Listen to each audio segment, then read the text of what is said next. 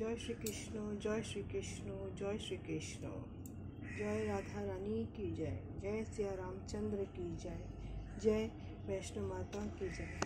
आज आमी श्रीमद् भगवद गीतार प्रथम अध्याय বিষাদ যোগ श्लोक 10 पाठ करছি।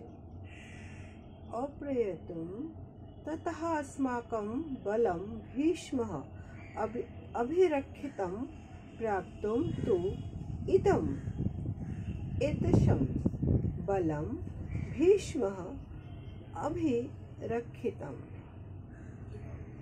श्लोक 11। अयनेषु च सर्वेषु यथाभागम् अवस्थितः भीष्मः एवः अभिरक्षितुं भवन्तुः सर्वः एवः हि। অনুবাদ। এখানে দুর্যোধন তার সমস্ত কিছু সৈন্যকে দেখছে, কৌরবদের সৈন্যকে দেখছে আর বলছে তার গুরু দ্রোণাচার্যকে কি আমাদের সৈন্যবল প্রচুর মাত্রায় রয়েছে, প্রচুর।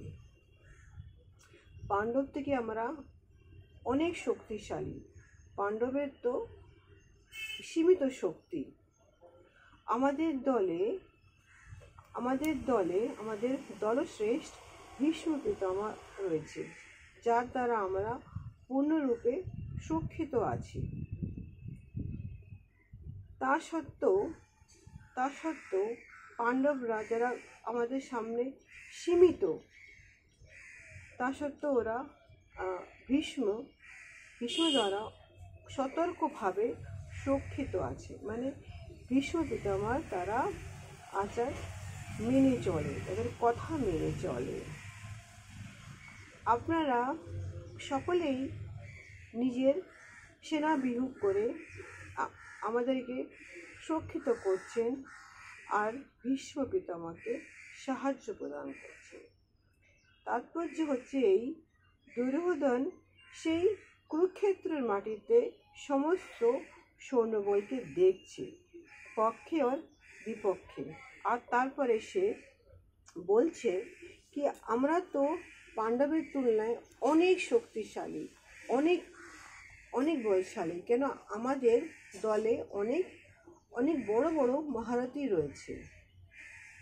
তা সত্ত্বেও তার মনের মধ্যে কোথাও না কোথাও একটা কিন্তু কাজ করছে। সেই কিন্তু হচ্ছে এই, সে জানে কি আমার দলে এত শক্তিশালী মহাবীররা রয়েছে, তা সত্ত্বেও ওদের দলে যে কৃষ্ণ রয়েছে, সে শস্ত্র কিছু উঠাচ্ছে না। তা সত্ত্বেও সে সব থেকে বড় বীর, সেটা মনে মনে দুর্যোধন ভাবছে। জয় শ্রীকৃষ্ণ, জয় শ্রীকৃষ্ণ, জয় শ্রীকৃষ্ণ। আজ আমি আমার গীতা পাঠ এখানে সমাপ্ত করছি। আগামী ব্লগে আবার একটি শ্লোক নিয়ে আসবো। জয় শ্রীকৃষ্ণ।